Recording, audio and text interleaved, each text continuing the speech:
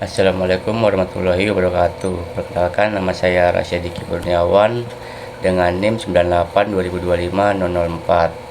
Kali ini saya akan membaca soal ujian tengah semester dengan matkul agama.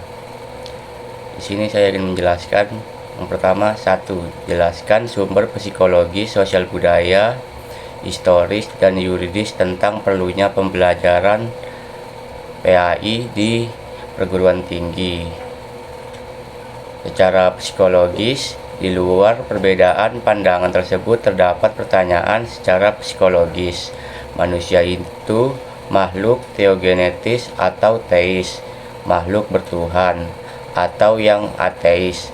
Artinya secara konseptual ada manusia yang teis, ateis, dan setengah teis, ateis. Realitas juga menunjukkan bahwa masing-masing kelompok saling mencoba mempengaruhi kelompok yang lain. Sosial budaya. Secara teoritis, masyarakat muslim di Indonesia dapat dipilih menjadi dua subkultur, yaitu santri dan muslim biasa atau bukan santri. Secara historis, bangsa Indonesia memiliki dua sistem pendidikan, yakni pesantren dan sekolah.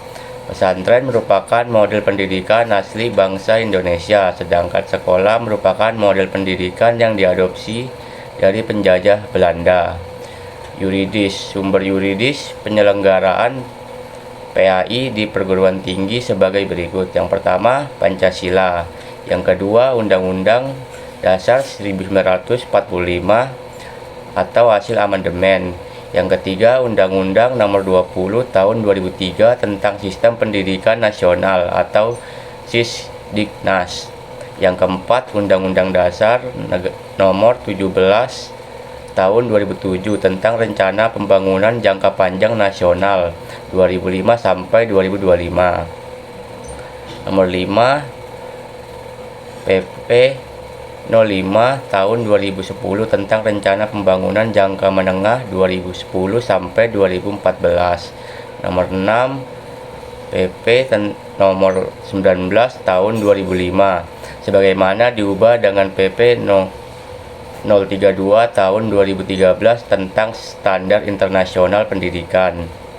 7. Undang-Undang Nomor 12 tahun 2012 tentang Pendidikan Tinggi. Lanjut, nomor 2, jelaskan secara lughawi atau etimologis kata Islam berasal dari 3 akar, dan jelaskan secara istilah atau terminologis Islam. Oke, secara lughawi atau etimologis kata Islam berasal dari 3 akar kata, yaitu aslama artinya berserah diri atau tunduk patuh. Yang kedua, salam artinya damai atau aslama artinya berserah diri.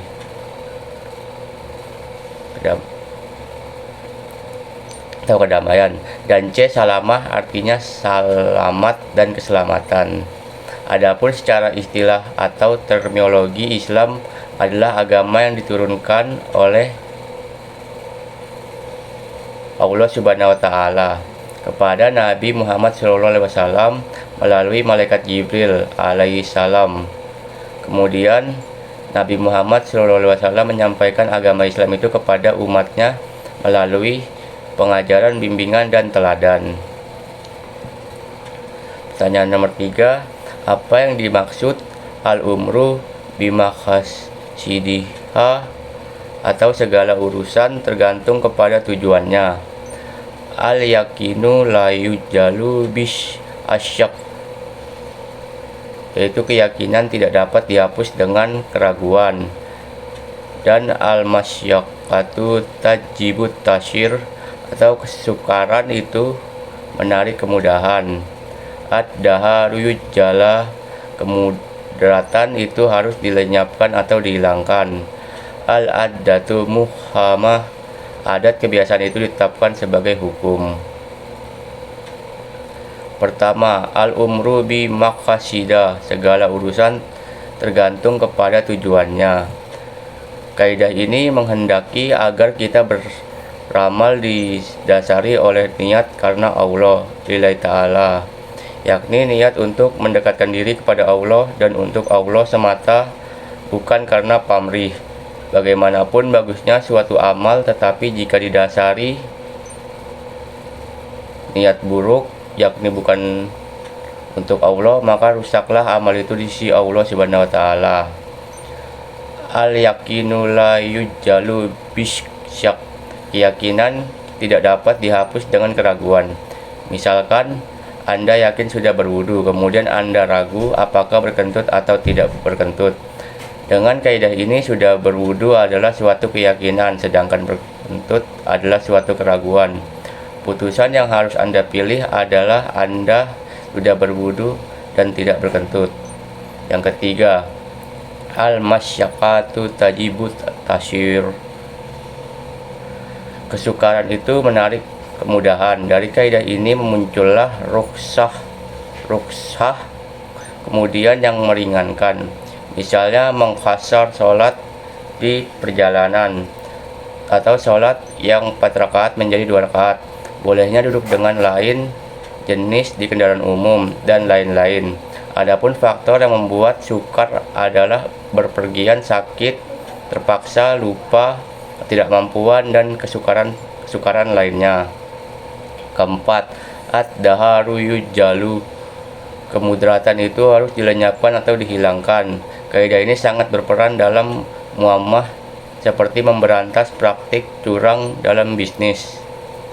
Jinayah, hukuman yang membuat jera para koruptor, perusuh, dan pelaku pencabulan dan munakat, seperti bercerai karena usaha damai. Suami istri walaupun dibantu juru damai tetap menemukan jalan buntu. Dari kaidah ini lahir sub-sub kaidah, antara lain darul fasid mukadum ala jabil mashalih, menolak kerusakan harus didahulukan daripada menarik kemasalahan.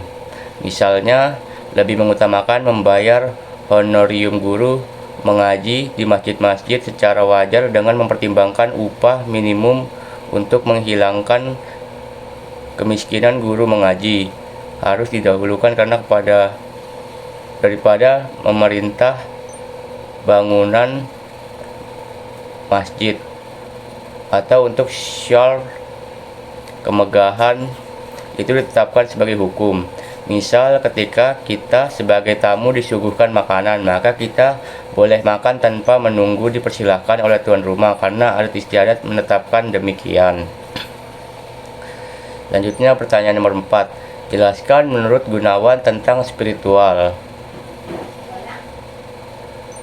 Adapun Gianjar 2004 107 sampai 109 berpendapat spiritualitas merupakan energi dalam diri yang menimbulkan rasa kedamaian dan kebahagiaan tidak terperi yang senantiasa dirindukan kehadirannya.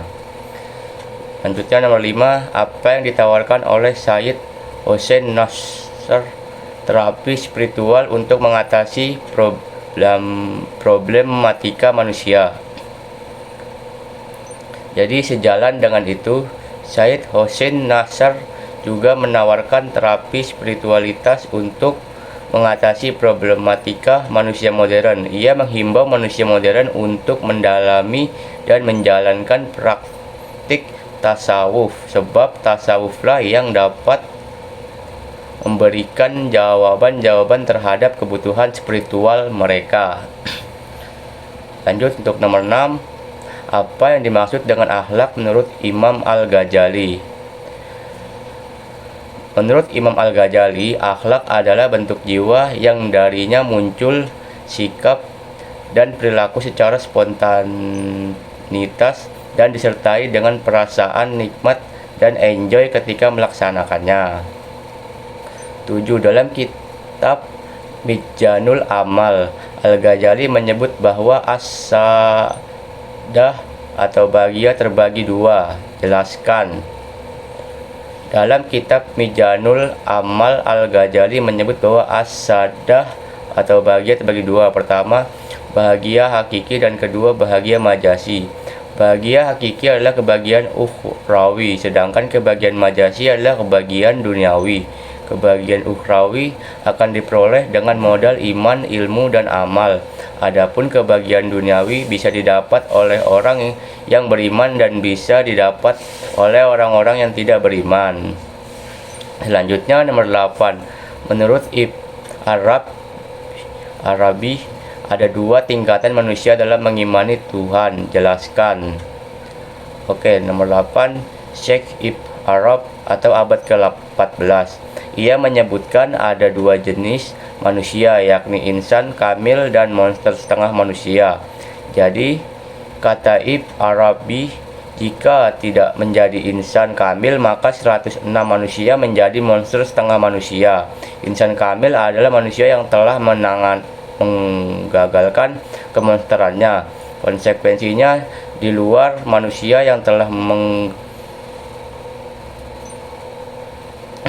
di luar kedua jenis manusia ini, ada manusia yang sedang berproses menggagalkan kemonsterannya dalam membentuk insan kamil. Selanjutnya pertanyaan nomor 8. Apa 7 macam nafsu menurut Imam Al-Ghazali dan ulama sufi? Sebutkan dan jelaskan. 7 macam nafsu dan tangga tersebut adalah sebagai berikut. A. Nafsu amarah dengan ciri-ciri sombong, iri, dengki. Yang kedua, nafsu lawamah dengan ciri-ciri enggan, cuek, suka. Yang ketiga, nafsu mulhimah dengan ciri-ciri suka sedekah dan sederhana. Yang keempat, nafsu mutmainnah dengan ciri-ciri suka beribadah dan suka. Yang kelima, nafsu radiyah dengan ciri-ciri pribadi yang mulia, juhud, ikhlas, dan wira. Yang keenam, nafsu mardiyah dengan ciri-ciri bagusnya budi pekerti. Yang ketujuh, nafsu kamilah dengan ciri-ciri dianugerahi ilmu, yakin, ainul yakin. Dan terakhir pertanyaan nomor 10, apa yang dimaksud dengan paradigma Al-Quran, dan sebutkan 7 tujuan Al-Quran diturunkan menurut Syekh Yusuf Qaradawi. Oke, apa tujuan Al-Quran diturunkan? Yusuf Al-Qaradawi menjelaskan bahwa tujuan diturunkan Al-Quran paling tidak ada 7 macam, yaitu 1. Meluruskan akidah manusia. 2. Meneguhkan kemuliaan manusia untuk beribadah secara baik dan benar kepada Allah. Yang keempat, mengajak manusia untuk menyucikan rohani. Yang kelima, membangun rumah tangga yang sakinah dan menempatkan posisi terhormat bagi perempuan. Yang keenam, membangun umat menjadi saksi atas kemanusiaan. Dan ketujuh, mengajak manusia agar saling menolong. Oke, sekian dari saya tentang penjelasan ujian tengah semester matkul agama. Wassalamualaikum warahmatullahi wabarakatuh.